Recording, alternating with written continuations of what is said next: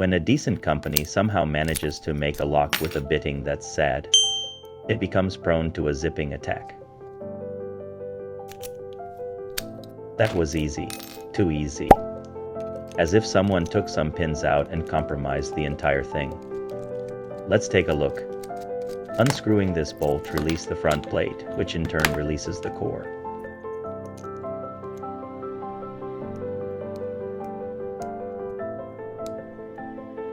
With the C-clip off With the C-clip finally off, the pins can be removed from the core.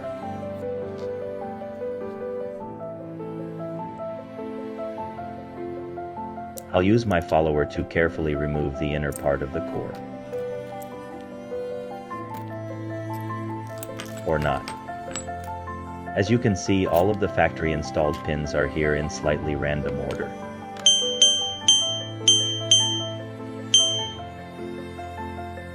This is why bitting matters.